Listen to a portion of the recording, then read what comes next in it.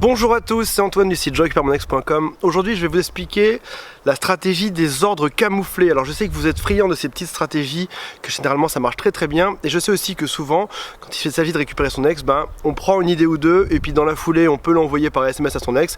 Et dans la foulée en général ça donne de bons résultats, donc c'est ce qu'on va faire aujourd'hui. Je vais vous donner cette stratégie, ça s'appelle la stratégie des ordres camouflés.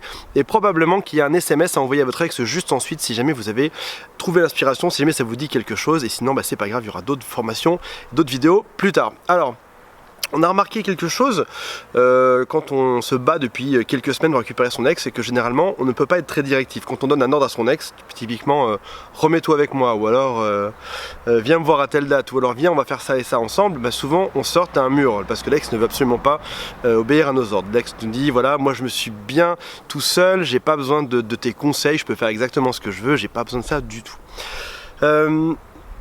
Je vais faire une petite aparté, je vais vous expliquer la différence entre une question et un ordre. Une question, par exemple, si je vous dis venez, on va se boire un verre, est-ce que ça vous dit qu'on aille se boire un verre à Aix-en-Provence demain soir? Vous allez probablement me dire oui ou non, il y a deux options possibles. Si maintenant je vous dis, donc ça c'est une question peut se terminer par deux options possibles, oui ou non ou peut-être. Maintenant si je vous donne un ordre, si je vous dis demain, tu viens avec moi boire un verre à Aix. Dans ce cas-là, la seule réponse possible à ça, c'est oui. Ou alors, il va falloir dire écoute, non, je suis désolé, ça va être compliqué, je ne peux absolument pas venir, etc. En tout cas, l'ordre est beaucoup plus directif que la question. Et donc, c'est ce qu'on va utiliser aujourd'hui. On va utiliser un ordre. Comment faire pour qu'un ordre passe bien? Parce que, comme je vous l'ai dit tout à l'heure, les ordres peuvent passer de travers. C'est qu'on va le camoufler. On va le camoufler dans d'autres phrases.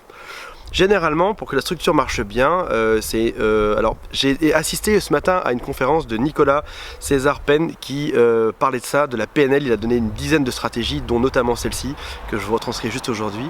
Un grand coucou à lui s'il nous regarde d'ailleurs au passage. Cette idée est la suivante. Au milieu de la phrase, il y aura l'ordre. Cet ordre, c'est « Viens boire un verre avec moi demain à Aix ». On va rajouter, pour le camoufler, on va rajouter un morceau de phrase devant et un morceau de phrase derrière. Ça va faire par exemple la chose suivante, premier bout de camouflage, si jamais tu en as marre de ne pas trouver un seul bon bar à Aix, viens demain soir avec moi boire un verre, je vais te faire découvrir le bar le plus sympa de toute la ville. Donc là on voit bien que tout d'un coup l'ordre passe beaucoup mieux, parce qu'on y a mis une intention dedans, on a expliqué que voilà, c'est difficile d'en trouver un, on en connaît un, en l'occurrence il est génial, et donc de par ce fait, je m'autorise à te donner cet ordre qui est « Viens avec moi boire un verre demain ». Donc si ça vous dit, vous pouvez envoyer ce soir un SMS à votre ex et lui dire par exemple, voilà, si jamais tu es toujours à la recherche de bons bars dans la capitale à Paris, viens avec moi demain soir et je te montrerai le tout dernier bar que j'ai trouvé et qui est juste phénoménal. Ça typiquement, c'est un ordre, ça passe bien et a priori, alors en plus, la chose qui est bien là-dedans, c'est qu'on met le focus non pas sur notre relation, sur notre couple et sur nos problèmes, mais sur autre chose. En l'occurrence, c'est un bar, donc ça tombe plutôt pas mal et en général, ça marche. Je vais vous donner un deuxième et dernier exemple par rapport à ça, c'est souvent suite aux séparations, ce qui se passe, c'est que on se fait mal à manger parce que on est tout seul et c'est un peu compliqué. Souvent, on mange des choses surgelées. Donc la phrase avec un ordre pourrait être la suivante. Si t'en as marre de manger de la bouffe surgelée, passe chez moi demain soir, je te ferai le meilleur burger de toute la ville. Donc le passe chez moi demain soir, ou viens me voir demain soir, ou demain soir on dîne ensemble, ça serait aussi une autre bonne alternative.